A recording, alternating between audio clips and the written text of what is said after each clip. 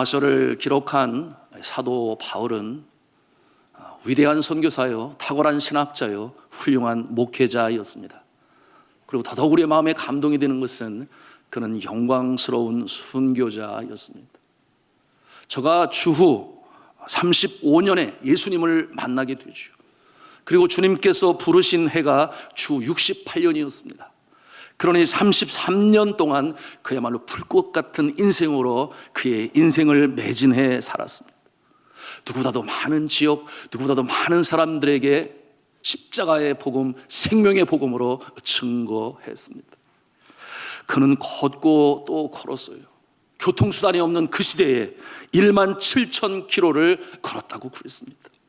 이와 같은 모습은 3,000km 모자란 20,000km인데 지구의 반 정도를 그렇게 걸었다. 복음으로 전하기 위해서 그와 같은 인생으로 살아갔던 사도 바울이었습니다. 그에게 한식할 수 있는 시간은 없었어요. 그런데 타에 의해서 감옥에 갇혔을 때, 그때가 비록 그 자리가 누추하지만 쉴 만한 때였다. 그것이 한 신학자의 해석이었어요. 워낙 쉬지 않고 복음을 전하니 하나님께서 그가 쉴 수 있도록 그렇게 감옥에서 쉴 시간을 주셨다. 그러나 여러분, 이 사도 바울이 감옥에서 그렇게 또 쉴 수 있었나요? 제가 감옥 안에서 찬송하고 기도합니다. 그런가 하면은 자신이 편지를 써요. 옥중서신이 되겠습니다. 자신이 개척한 교회 성도들에게, 그리고 방문했던 교회들에게, 이제는 미지의 나라 로마에 있는 교회 교인들에게 그는 마음이 안타까워 해끓는 마음으로 사랑의 편지를 쓰는 것이에요. 그와 같은 모습으로 감옥에서 그의 시간을 보냈습니다. 그와 같은 성도들 사랑하는 마음으로 그리스도 안에서 자라가라. 거짓 선지자들에게 속지 말아라. 이단의 꾀임에 넘어가지 말아라. 교관에 화목하라. 복음으로 증거하는 자들이 되라. 그리스도의 향기가 되고 편지가 되고 Ambassador for Christ. 무슨 말이에요? 그리스도의 사신이 되라. 대사가 되라. 그의 일생을 바라보면 정말 감동받지 않을 수가 없습니다. 주의 몸된 교회, 그 안에 성도들을 사랑하게 되니 그야말로 애끓는 심정으로, 애타는 심정으로 그렇게 편지를 보냈는데, 여러분, 그 편지가 결국 나중에 성경이 되지 않았겠습니까? 신약 성경 27권의 내용 중에 그가 쓴 편지가 13권이나 돼요. 그것이 성경책이 되었습니다. 사도 바울이 저자인 것이에요. 물론 영감을 받아 기록했습니다. 그러므로 우리는 생각할 수 있어요. 야, 한 사람의 개인의 능력이 이렇게 대단한 거구나. 한 사람의 이 인생이 이렇게 큰 영향력을 미칠 수 있구나. 이런 생각을 할 수 있습니다.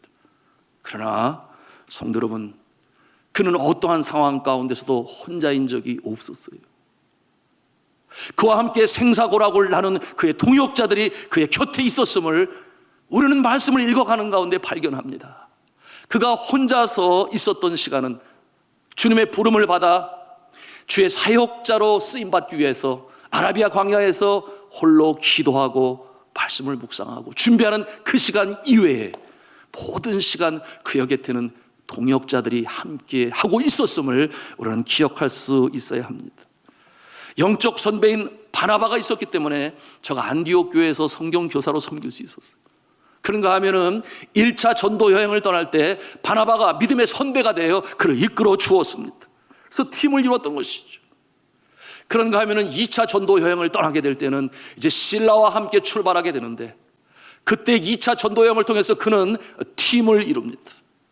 그때 합세한 인물이 디모데였습니다. 그리고 의사인 누가가 합세를 하고, 그리고 브리스길라와 아글라가 팀을 이루었습니다. 3차 전도 여행할 때도 마찬가지였죠. 이미 팀을 이룬 사람들과 함께 주의 나라 복음 전하는 일에 함께 하였고, 그때 또 합세한 통역자들이 있으니 디도가 그렇고 에바브라, 디도, 빌레몬, 두기고와 같은 인물들이 3차 전도 여행에 함께 생사고락을 나누었습니다. 여러분, 전도 여행의 마지막 즈음에 저가 예루살렘으로 방문하지 않습니까? 예루살렘 교회가 재정적으로 어렸어요. 심한 기근으로 인하여 먹을 것이 없을 때에 소아시아에 있는 교회들에게 연보를 하라. 그래서 구제 연보를 모아서 그 예루살렘 성으로 들어가려고 할 때에 성령이 미리 사도 바울에게 알려주었어요. 각 성에서 환난과 핍박이 기다리고 있다. 예루살렘에 가면은 잡혀서 감옥에 갇힐지도 몰라. 그와 같은 내용에 대해서 미리 말씀하시고 영적으로 깨어있는 사도 바울은 들어요. 그럼에도 불구하고 저가 예루살렘으로 들어갑니다. 예루살렘 교회 성도들을 사랑하는 마음으로, 그런가 하면 동족에게 복음을 전하기 위하여 그렇게 들어갈 때에도 그가 혼자 있지 아니했습니다. 그때 함께 생사고락을 나는 동역자가 있으니 그는 드로비모였습니다. 고난을 함께 받았습니다. 사랑의 수고를 함께 했어요. 예루살렘에서 나와서, 감옥에서 나와서 이제는 로마로 가지 않습니까? 유라굴레 강풍이 그 지중해에 일고 있을 때 그가 혼자 있지 아니했습니다. 그의 곁에는 그 어려운 상황 때 함께 기도하는 동역자가 있었으니 그는 아리스도다고였어요. 저가 로마에까지 함께 갑니다.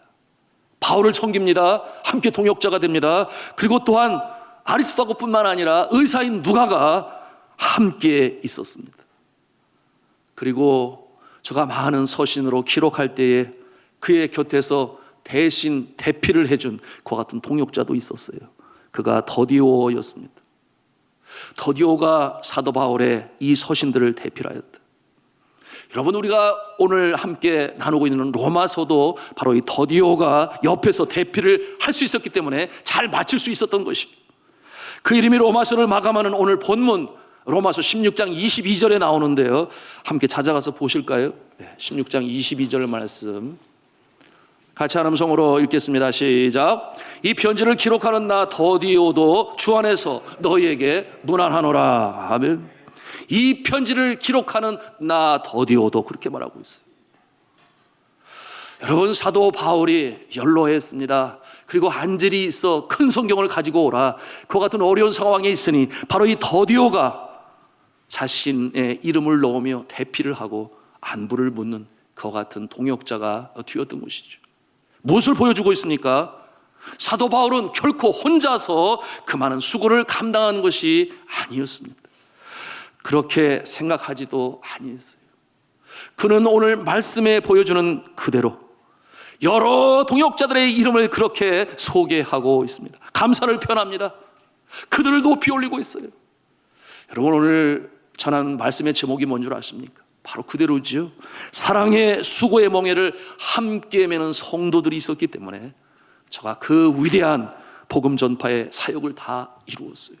선한 싸움 다 싸우고 달려갈 길을 다 마치고, 그러니 이제 하늘에서는 주님께서 주시는 생명의 면류관을 받았을 수 있는 그와 같은 영광스러운 인생으로 살아갈 수가 있었던 것입니다. 여러분, 바울 주의 복음을 전하는 일에 자신이 혼자 할 수 있다 생각하지 아니했어요.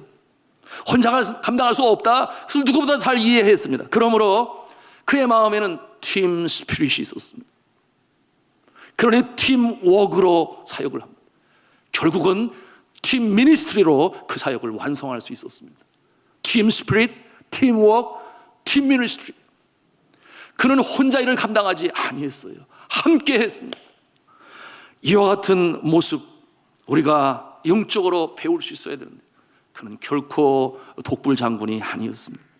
그 관심의 초점에 서 있는 어떤 슈퍼스타의 모습도 아니었습니다.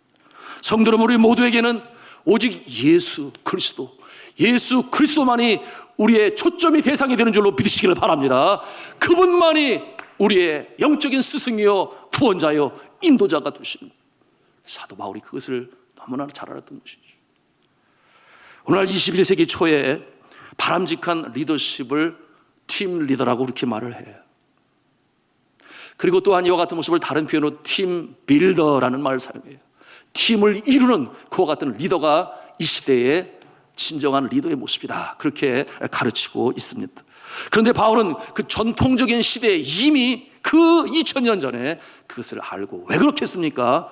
성경이, 주의 성령이 그와 같은 깨달음을 주시는 거죠.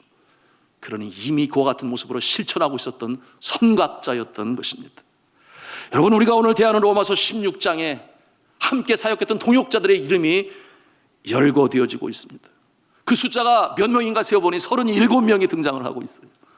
로마서 이 한 책을 기록하면서 37명의 사람들의 소개가 됩니다. 다른 성경까지 말하면 수도 없이 많아요. 사도 바울은 그 이름을 소개하면서 이 로마 교회와 함께 동역했던 자들과 서로 연결시켜주는 것입니다. 서로를 소개하며 한 몸 된 그리스도의 교회다, 지체다, 우리를 함께 한 소망을 가지고 그 뜻을 이루어간다, 그 같은 내용으로 중재자 역할을 감당하고 있는 것입니다. 여러분, 사도 바울은 이렇게 여러 사람들의 이름을 기억하며 일일이 열거하고 있어요. 그래서 대대손손 이 성경을 통해서 저들을 주의 일을 감당한 동역자로 소개하고, 그러니 얼마나 감사해요. 저들의 가정, 저들의 후손들이 믿음 안에 견고히 서갈 수 있도록 그와 같은 모습으로 소개하고 있는 것입니다. 자, 이와 같은 모습 우리가 바라보면서 우리는 영적 교훈으로 받을 수 있어야 됩니다. 나 혼자만이 아니라 함께 일을 이뤄간다, 그리고 함께 축복의 통로가 되어진다, 그리고 하나님께서는 복을 내리심에 함께 그 은혜의 자리에 선다. 아멘입니까? 이와 같은 모습을 교회라고 말할 수 있겠습니다. 이것이 주의 몸된 교회예요. 함께 지체의 모습으로 주의 나라 이루어가는 그 모습, 이와 같은 모습이 되실 수 있기를 저는 주님의 이름으로 축복합니다. 여러분, 이와 같은 모습을 볼 때 참 도전이 되고 감동이 되는 것은, 괜히 이렇게 이름들이 나오겠습니까? 진정으로 사랑하니까 저절로 이름이 나오는 거예요. 진정으로 고마워하니까 그 마음에서 이름이 이렇게 나오는 것입니다. 저 같은 관계가 되어질 수 있다면 얼마나 감사하고 좋겠습니까? 성도 여러분, 우리 모두가 서로에게 피차 그러한 존재가 되어야 하지 않을까요? 주께서 기뻐하시고 바라시는 모습이 아닐까요? 이름만 들어도 가슴 뭉클뭉클한 성도들이 있어요.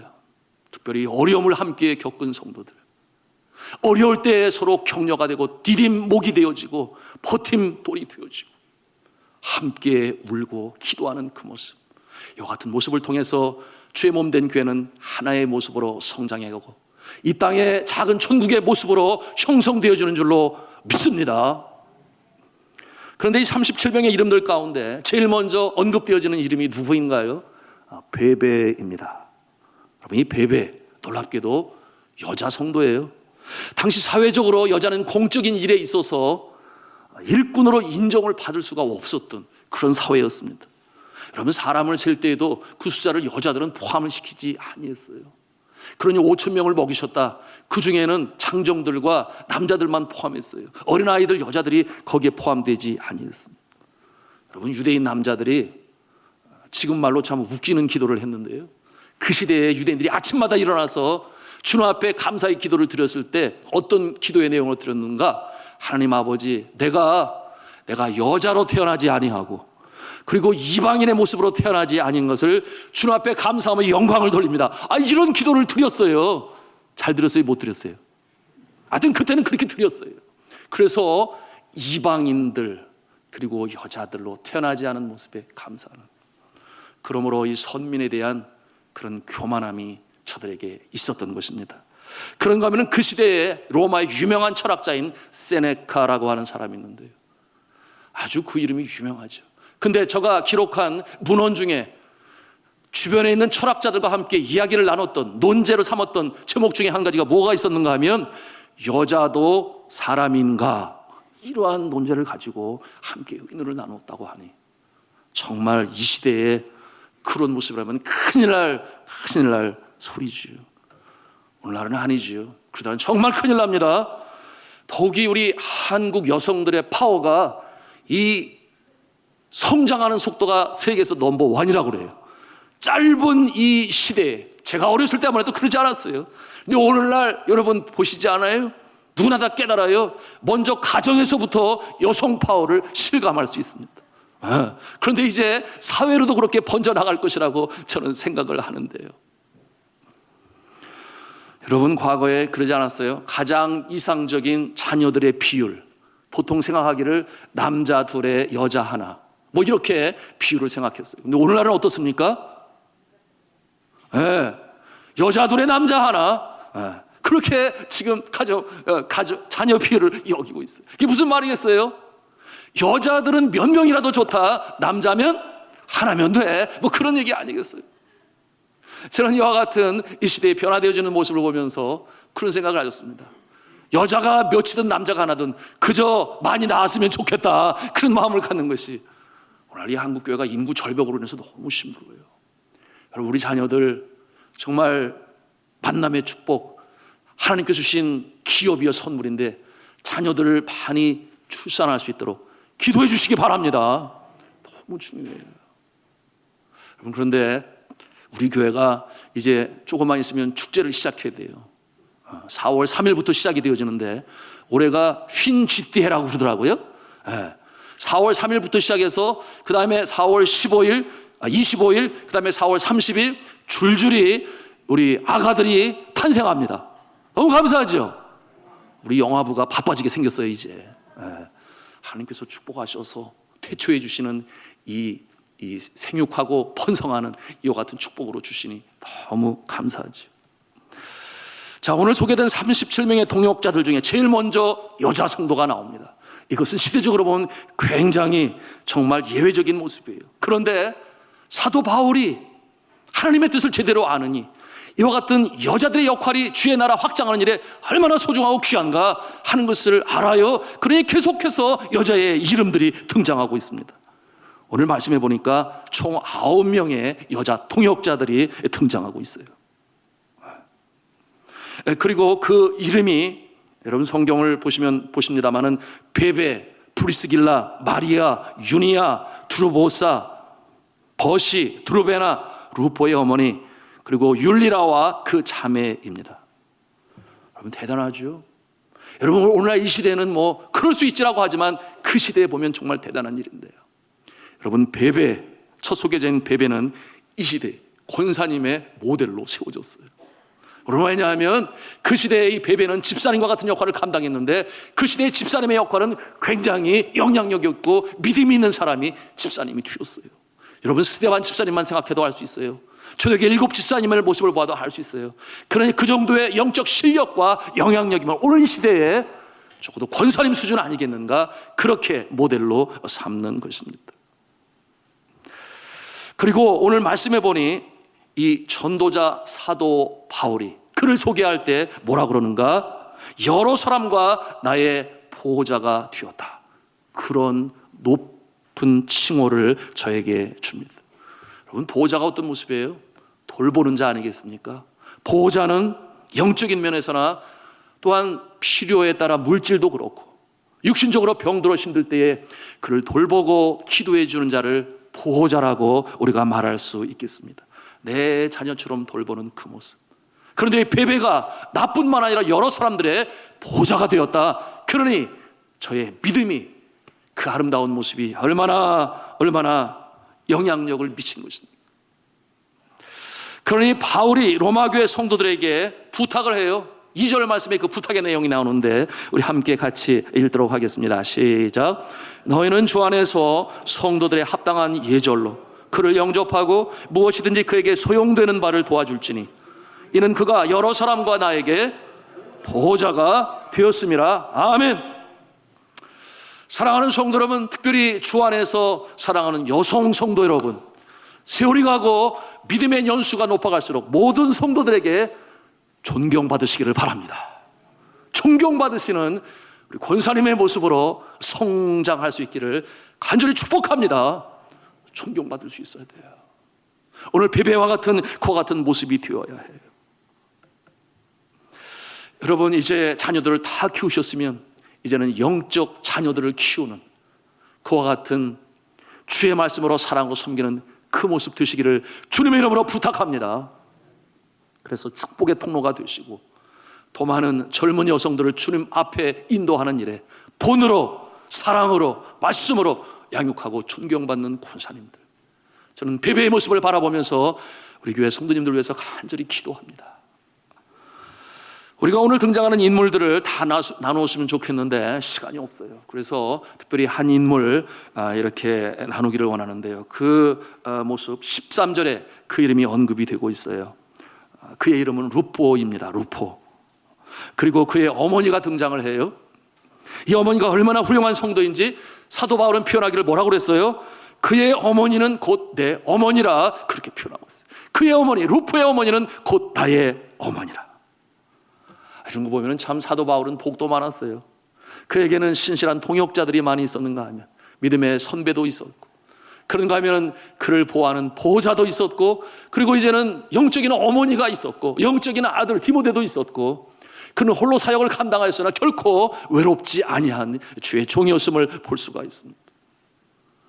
근데 이 루포의 어머니는 남편이 있었습니다. 오늘 본문에는 등장하지 않죠. 그 남편은 구레네에 살고 있는 사람이었어요. 그의 이름이 시몬이었습니다. 신체가 건장한 멋진 남자였어요. 저가 이스라엘 민족의 3대 명절 중에 하나인 유월절에 저가 예루살렘의 순례자의 모습으로 방문을 하였습니다. 그런데 전혀 꿈에도 없는 일이 벌어졌어요. 사람들이 엄청나게 온집하고 거리가 메워졌습니다. 도시가 시끄러웠습니다. 우연찮게 그 자리에 서 있는 그는 나자렛 예수 그리스도를 만나게 됩니다. 그런데 이 나자렛 예수 그리스도의 모습이 가장 극악 무도한 사형수혜들에게만 언도받는 십자가의 형을 당하여 저가 십자가를 메고 그 비아돌로 로사 그 골고다의 언덕길을 걸어 올라갈 때 바로 이 구레네 사람 시몬, 누굽니까? 루포의 아버지요, 오늘 나오는 이 어머니의 남편 된 그와 같은 구레네 사람 시몬이 예수님의 모습을 보는 거예요. 이미 예수 그리스도는 완전히 지쳤습니다. 채찍에 맞아 몸에 성한데라고는 한 군데도 없어요. 가시관을 씌었으니 이마에 피가 얼굴에 흘러내리는, 그리고 그를 짓누르는 십자가는 얼마나 무거웠는지 저가 한 걸음 한 걸음 걷다가 결국 마침내 기진하여 쓰러지게 되었어요. 이와 같은 상황 가운데 그 모습을 안타깝게 바라보고 있는 한 사람, 구레네 사람 시몬. 로마 병정이 채찍으로 예수를 때리다가 더 이상 안 될 것 같으니 그 곁에서 안타까운 눈초리로 바라보고 있는 이 신체가 건장한 사람을 불러서 그러고 하면 억지로 십자가를 매게 하였던 그 인물, 바로 구레네 사람 시몬이었습니다. 여러분 상상을 한번 해보십시오. 그와 같은 상황이 정말 쉬운 상황 아니지 않겠습니까? 십자가를 맸습니다. 그의 손에 예수님의 피가 묻어요. 그의 옷에 예수님의 피가 떨어집니다. 왜 나에게 이와 같은 일이 혼돈스럽지 않았을까요? 왜 하필 나에게, 내가 왜 이 십자가, 무거운 십자가를 져야 돼? 뭐 그런 생각하지 않겠습니까?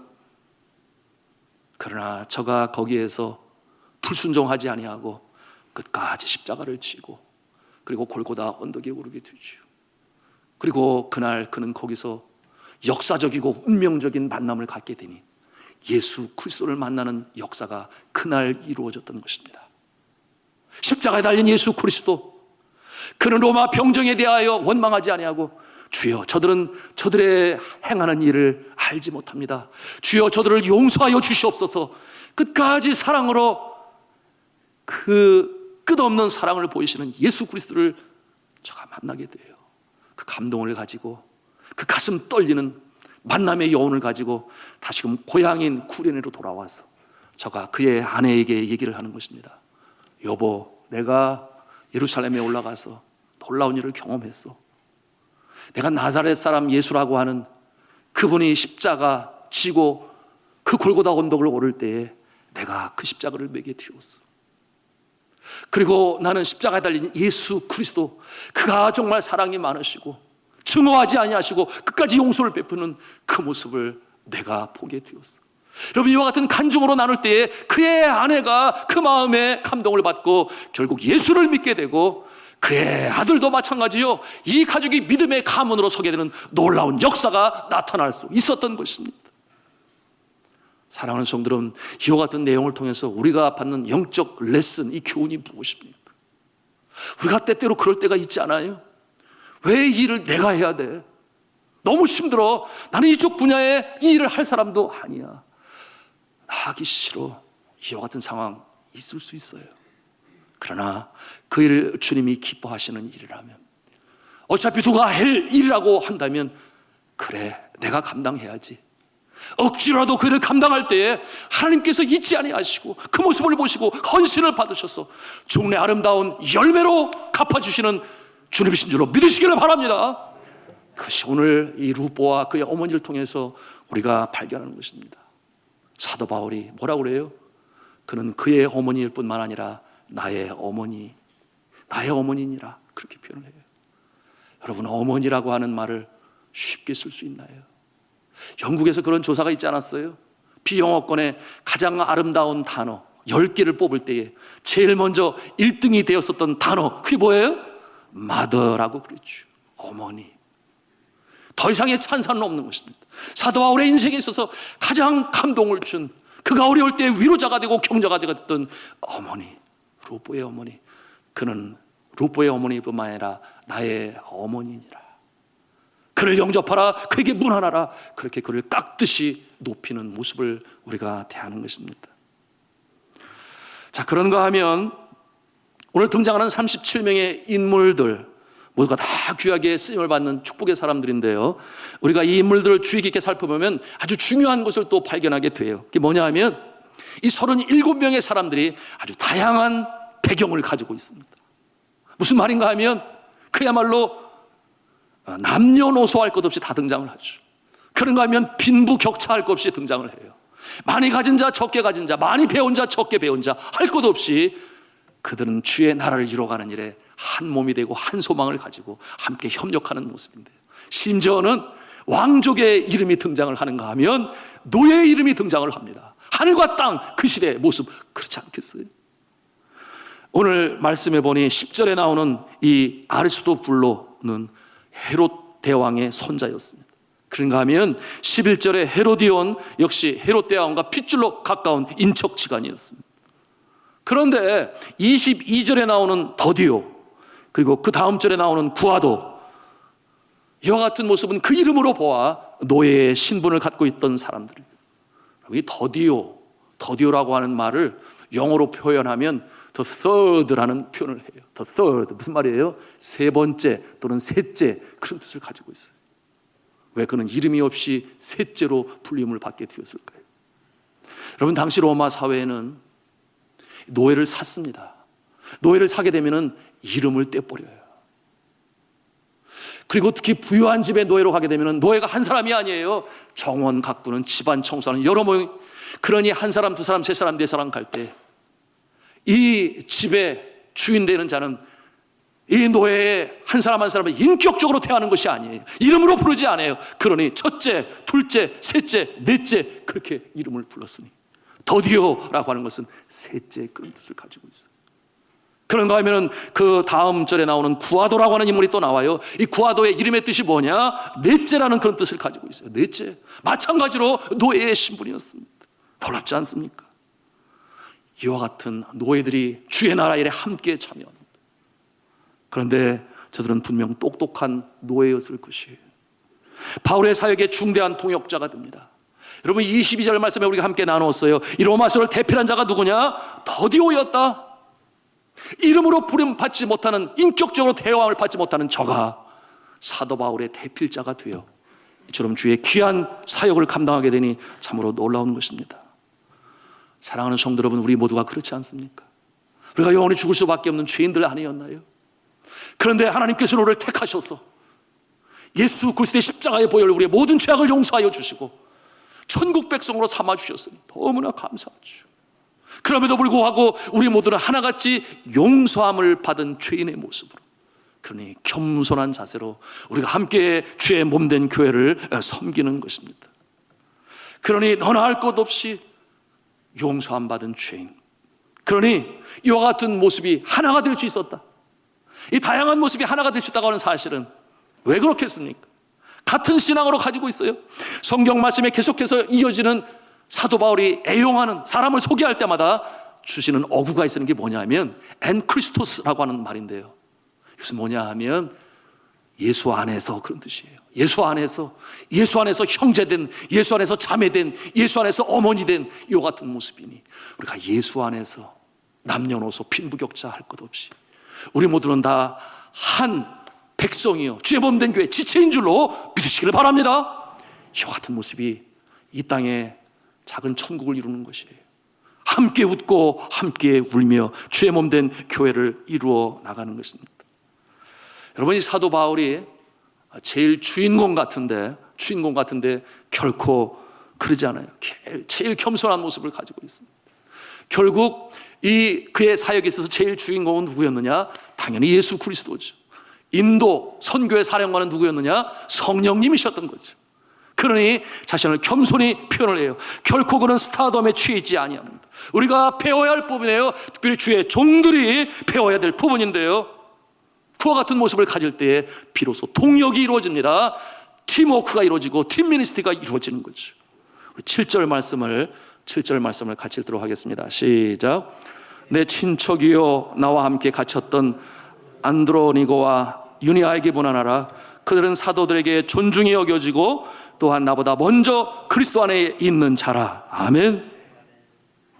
사도들에게 존중이 여겨지고 또한 나보다 먼저 그리스도 안에 있는 자라. 이 같은 표현은 쉽게 할 수 있는 표현이 아니에요. 나의 믿음의 선배다, 그런 얘기 아니에요. 깍듯이 저를 높이고 있는 것입니다. 그러니 자신의 이름을 드러내기보다는 동역자들을 올려요.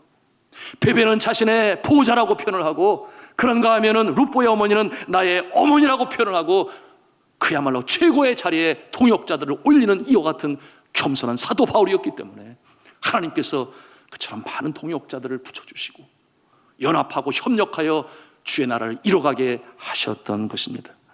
여러분, 그래서 이 교회라고 하는 것은 다양한 사람들이 함께 모여서 서로 어우러지고 격려하고 위로하고, 그러므로 작은 천국이 되어지고, 그러니 세상 사람들의 그 직제 피라미드형 구조와는 너무나 다른 교회의 특수한 모습 때문에 세상 사람들이 교회를 선망하고 함부로 대하지 아니하고, 또한 범접 여김을 당하지 아니하고, 이와 같은 교회가 되어야 되는데, 우리 산돌중앙교회가 그와 같은 모습이 있기를 주님의 이름으로 축복합니다.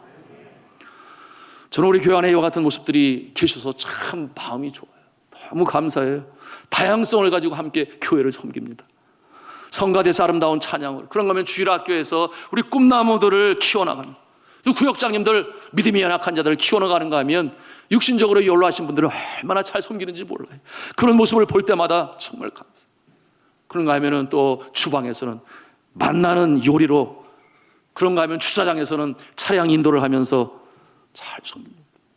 여러분, 장로님들 그 일이 쉬워요? 쉽지 않아요. 중요한 사안들 결정해야 되는데 주님 앞에 누구보다 간절히 기도하고 결정되어지는 사항들 함께 기도하며 전진해 나가요. 요즘 코로나19 때문에 우리가 3부 예배 마치고 나면은 그야말로 밀물처럼 들어왔다가 썰물처럼 싹 빠져나가는 그런 모습인데, 그런데 여전히 남아있는 두 부류가 있어요. 누구겠습니까? 첫 번째 부류는 교회 직원들, 우리 교역자들이 한 부류로 남아서 도시락을 먹어요. 그런가 하면 또 한 부류가 있는데 그들은 장로님들이시죠. 개수요원들이죠. 갈 수가 없어요.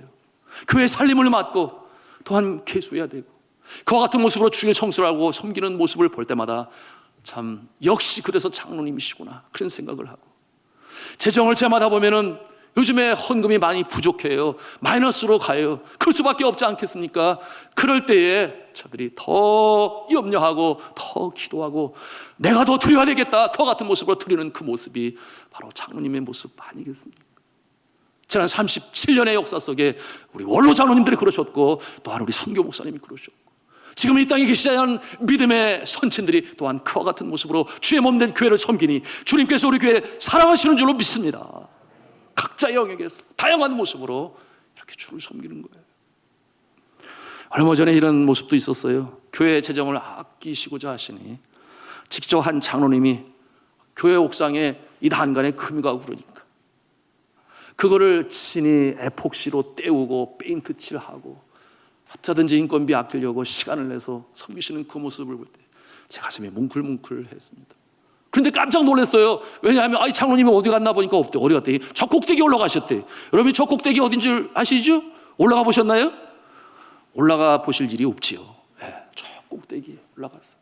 심형병원 쪽에서 보면은 그 페인트가 흰색이 너무 피에 얼룩져가지고 보기가 안 좋아요. 그래서 저거 흰색 다시 칠하면 좋겠는데.